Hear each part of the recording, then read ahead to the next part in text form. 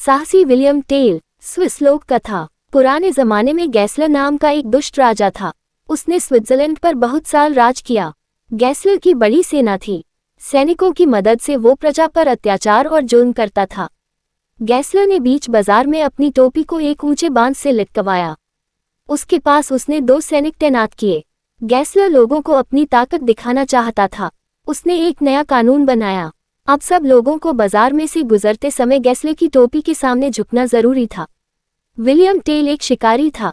वो बाजार में जानवरों की खालें बेचता था। उसे गैसलर का ये कानून बिल्कुल पसंद नहीं आया। गैसलर लोगों के साथ गुलामों जैसा सलूक कर रहा है। उसने अपने परिवार से कहा, स्विस लोगों को गैसलर की टोपी के सामने बिल्कुल नहीं झुकना चाहिए। उन्हें अपने अधिकारों के लिए लड़ना चाहिए। अगले दिन विलियम टेल अपने बेटे के साथ बाजार गया। वहां उन्होंने पहले जानवरों की खालें बेची। फिर उन्होंने घर के लिए कुछ जरूरी सामान खरीदा। फिर विलियम टेल और उसके बेटे को बाजार में गैसलर की टोपी के सामने से गुजरना पड़ा। पर वे टोपी देखकर झुके नहीं। उससे सैनिक बहुत नाराज हुए। उन्होंने विलियम टेल और उसके बेटे से टोपी के सामने झुकने को कहा, पर फिर भी वे झुके नहीं। उसके बाद सैनिक विलियम टेल और उसके बेटे को पकड़कर गैसलर के पास ले गए। मैं तुम्हें अपनी जिंदगी बचाने का एक मौका दूंगा, दुष्ट गैसलर ने विलियम से कहा। तुम्हारे बेटे के सिर पर एक सेब रखा जाएगा और वो दूर खड़ा होगा।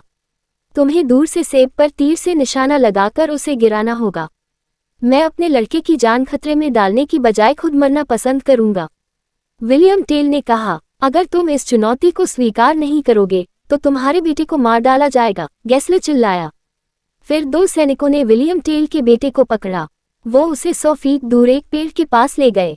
विलियम टेल ने कमान और 2 तीर मांगे। उसे बहुत डर लग रहा था। उसने प्रार्थना की कि उसके हाथ न कांपे।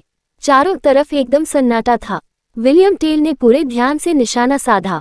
फिर उसने कमान से तीर छोड़ा। तेजी से हवा को चीरता हुआ तीर आगे बढ़ा। वो सीधा सेब से टकराया। सेब 2 टुकड़ों में फट गया।